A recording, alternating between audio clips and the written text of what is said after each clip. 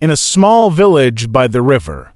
There were no shadows, not on the houses, not on the trees, and not even on the people. Everyone lived happily under the bright sun, but one day a stranger with a long dark shadow walked into the village. What happened next changed everything. The village was called Sunville. It was a quiet and peaceful place. The sun always shone brightly there. The sky was always blue. Children played in the streets. Women cooked food. Men worked in the fields, but something was different. No one had a shadow. When people walked in the sunlight, nothing followed them on the ground. No dark shape, no movement behind them. The villagers thought this was completely normal. They'd never known anything else. Old Thomas was one of the oldest men in Sunville. He had white hair and a kind face. Every morning he sat outside his small house and drank tea. He liked to watch the children play.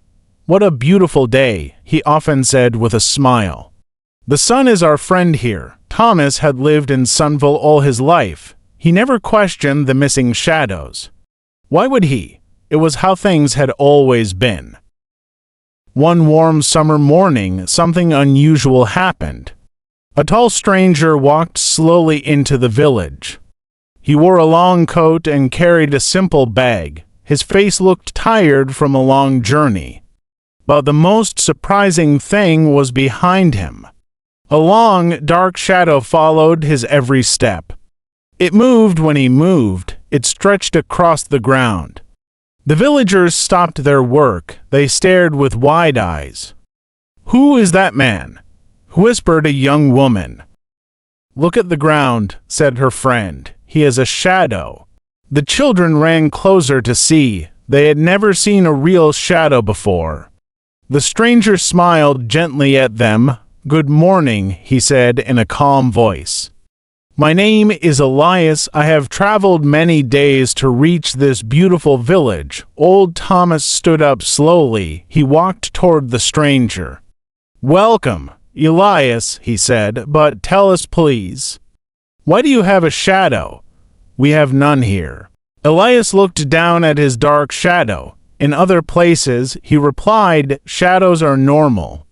They follow us everywhere. They are part of life. But I see your village is different. How is this possible?" The villagers gathered around. They felt curious but also a little afraid. Some children hid behind their mothers. Elias sat down with them and began to tell his story. He spoke softly so everyone could understand. Elias looked down at his dark shadow. "In other places," he replied, "shadows are normal. They follow us everywhere. They are part of life. But I see your village is different. How is this possible?" The villagers gathered around. They felt curious but also a little afraid. Some children hid behind their mothers. Elias sat down with them and began to tell his story. He spoke softly so everyone could understand. "In the world outside Sunville," he said, "shadows show the truth. They follow our movements. They change shape when we feel happy or sad or angry. A shadow can be long in the evening and short at noon, but your village has no shadows at all. That is very special." As the days passed, Elias stayed in the village. The people slowly became friends with him. As the days passed, Elias stayed in the village. The people slowly became friends with him. They showed him their beautiful gardens and the clear river, but strange things began to happen. When Elias stood in the sun with the villagers, his shadow seemed to grow darker. Sometimes it moved a little differently from his body.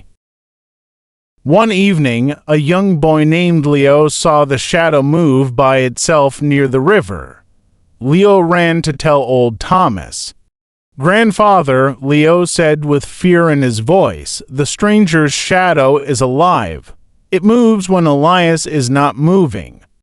Old Thomas did not believe the boy at first, but that night more people saw it. Elias's shadow stretched across the village square when he was sleeping in his room. It seemed to listen to conversations, it seemed to watch the people. Fear began to grow in Sunville. Some villagers wanted Elias to leave. His shadow brings darkness, they said. We were happy without shadows, others were more kind. Maybe his shadow can teach us something, they replied. One afternoon, Elias sat with old Thomas under a big tree. I think I understand now, Elias said quietly. Your village has no shadows because you hide nothing. You live with open hearts. No secrets, no lies, but my shadow shows the parts of life I still carry, my past mistakes, my worries, my hidden thoughts. Old Thomas looked at Elias for a long time. Then perhaps, he said, shadows are not bad. They are reminders. They help us remember who we really are. That same evening, the biggest change came. As the sun began to set, all the villagers suddenly saw their own shadows appear for the first time. Short shadows, long shadows, moving gently on the ground. The children laughed with surprise, the women smiled. The men looked amazed. The village was no longer without shadows. Elias smiled too. His own shadow became softer and calmer. When we accept our shadows, he said, we become complete. From that day on, Sunville changed.